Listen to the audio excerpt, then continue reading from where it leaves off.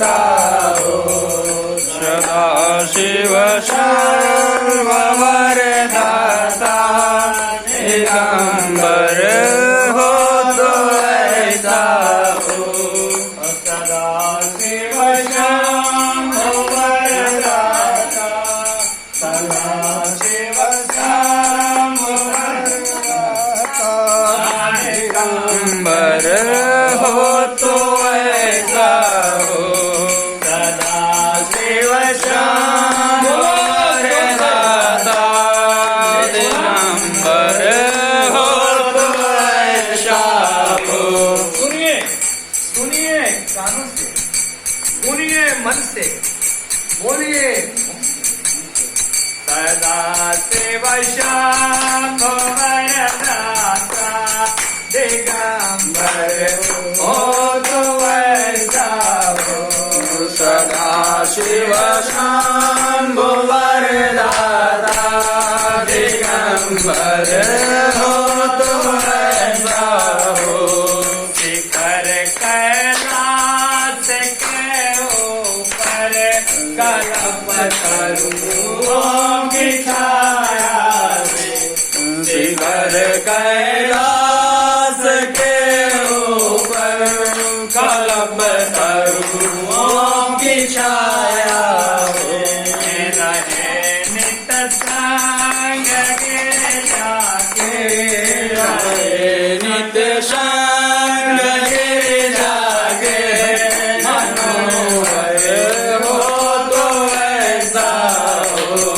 सदा शिव सर्ववरदाता दिगंबर हो तो ऐसा हो। शीश पे गंगा की धारा, शीश पे गंगा की धारा लुभाए भाल में लोचन। कलाम संगता की, कलाम सब चंदा के मनोहर हो तो ऐसा हो। सदा शिव सर्ववरदाता दिगंबर हो तो ऐसा हो। सदा शिव सर्ववरदाता दिगंबर हो तो ऐसा हो। आनंद जावन में, आनंद जावन में कठिन तप काल के डर से कि आनंद जावन में कठिन तप काल के डर से बनाया खास गण अपना, बनाया खास गण अपना।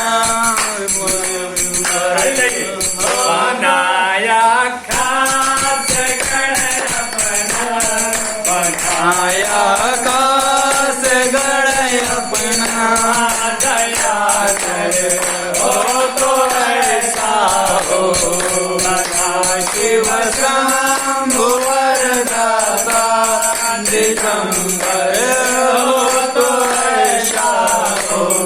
किया जब यज्ञ रावण ने, दियों को काट कर अपने किया जब यज्ञ रावण ने सिरों को काट कर अपने। किया जब यज्ञ रावण ने दियों को काट कर अपने। किया जब यज्ञ रावण ने सिरों को काट कर अपने। दिया सब राज दुनिया का, दिया सब राज दुनिया का दिलावर हो तो ऐसा हो। शिव सर्ववरदाता दिगंबर हो तो ऐसा हो। सदा शिव शंभुवर दाता दिगंबर हो तो ऐसा हो। पिता के यज्ञ में जाकर पिता के यज्ञ में जाकर पिता के यज्ञ में जाकर सती ने देह को त्यागी। पिता के यज्ञ में जाकर सती ने देह को त्यागी। पति मना किए सती मेरी अर्धांगिनी मेरी प्रिय पिता के यज्ञ में मत जाओ। वो अपने ससुराल जाना चाहती थी मायके, ससुराल में थी मायके जाना चाहती थी, मायके से निमंत्रण नहीं आया था। हाँ? भोलेनाथ के ससुर बहुत बड़ा यज्ञ कर रहे थे, अपने दामाद को बुलाए नहीं, निमंत्रण ही नहीं। पता नहीं क्यों, इसका बहुत बड़ा लेख है, बताएंगे बहुत बड़ा हो गया। तो इस प्रकार से तो सती मैया ने कहा कि हमारे पिता के यहाँ यज्ञ हो रहा है, आप क्या कर रहे हैं, मैं जाऊं, आप ही चलिए। कह नहीं, बिना बुलाए जाओ मत, बिना परोसे आओ मत। मुझे बुलावा नहीं है देवी, मैं नहीं जाऊंगा, मैं नहीं जाऊंगा। कहे तो आप तो नहीं जाएंगे, लेकिन मेरे पिता हैं, पिता के घर जाने के लिए, पिता के घर जाने के लिए कन्या को निमंत्रण आमंत्रण की जरूरत नहीं है, जब चाहे बैग उठाए बापे के घर पहुंच जाए। ऐसा भी नहीं होना चाहिए, आगे बताएंगे। इस प्रकार से भोलेनाथ है देवी नहीं जाना चाहिए, जब चाहो जाओ, लेकिन किसी प्रयोजन, अगर कोई प्रयोजन हो, कोई यज्ञ हो, कोई अनुष्ठान हो, कोई शुभ मुहूर्त हो, उस समय अगर पिता नहीं बुलाया तो मत जाओ। अरे कोई बेटी को भूल जाएगा, संभव असंभव। इस प्रकार से भोलेनाथ बार बार सती को समझाए, लेकिन सती नहीं मानी। सती पति की बात नहीं मानी।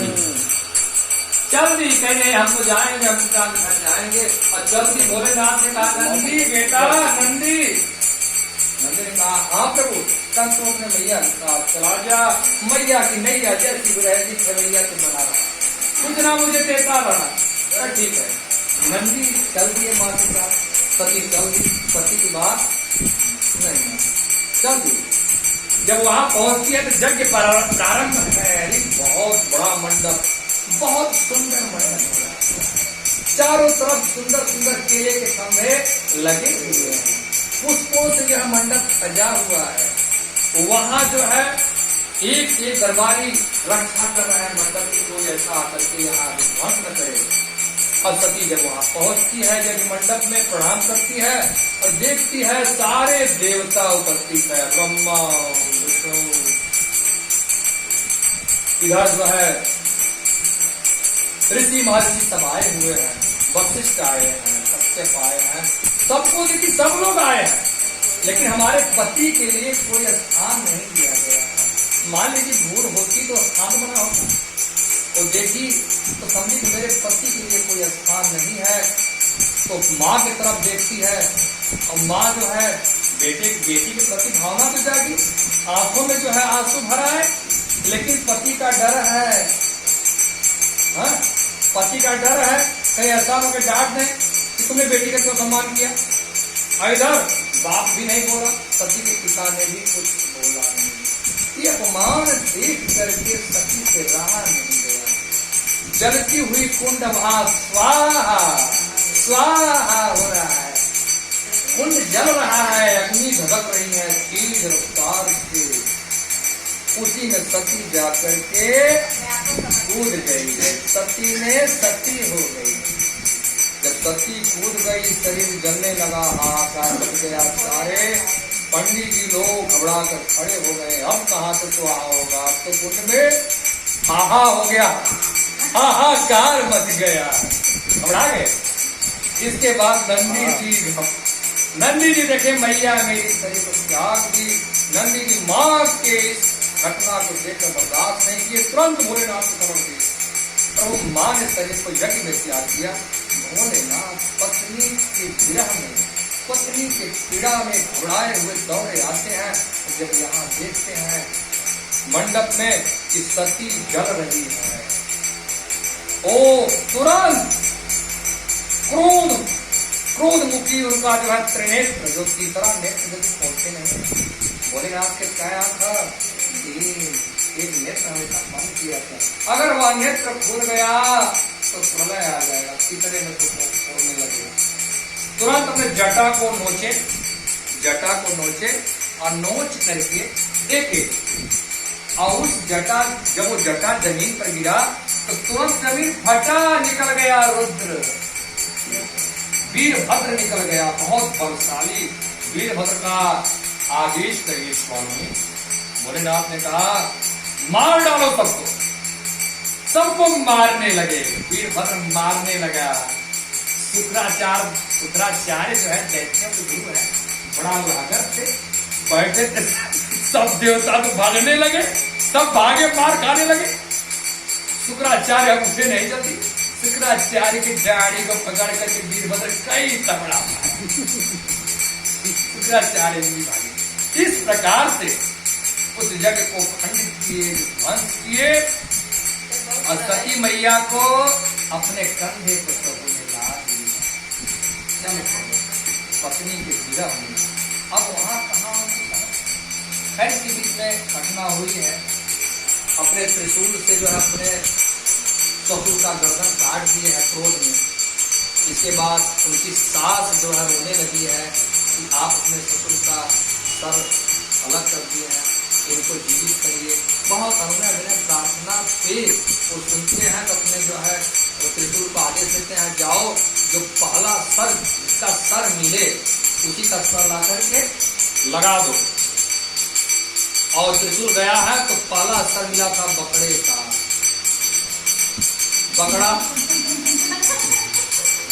बकरे का सर मिल गया, बकरे के सर काट करके ले आए, बकरे का सर ला करके उनके सर पे रख दिए गर्दन। बकरे का मुख हो गया, तो बकरे का जब मुख हो गया तो बकरे का मुख होते ही जो है उनके ससुर बोल बैठे, वो हंसने लगे कि मेरा ससुर हो गया बकरा, मेरा ससुरा बड़ा पैसे वाला और हो गया बकरा वाला। इस प्रकार से प्रभु जी सती को लेकर के चल पड़ते हैं। आगे कथा में बहुत लंबी है। पिता के यज्ञ में जाकर सती ने देह को त्यागी, पिता के यज्ञ में जाकर सती ने देह को त्यागी, किया सब नष्ट पल भर में, किया सब नष्ट पल भर में, भयंकर हो तो ऐसा हो शिव शंभु वरदाता, शिव शंभु वरदाता, दिगंबर हो तो ऐसा हो शिव शंभु वरदाता, दिगंबर शिव शंभु वरदाता, दिगंबर हो तो ऐसा हो शंभु वरदाता, दिगंबर हो तो ऐसा हो शिव शंभु वरदाता, दिगंबर हो तो ऐसा हो। बोले भोलेनाथ की जय, बोलिएगा अनेन श्री रुद्राभिषेक कर्मणा श्री भवानी शंकर महारुद्र प्रियताम नमः। ओम सदा शिवाय नमः।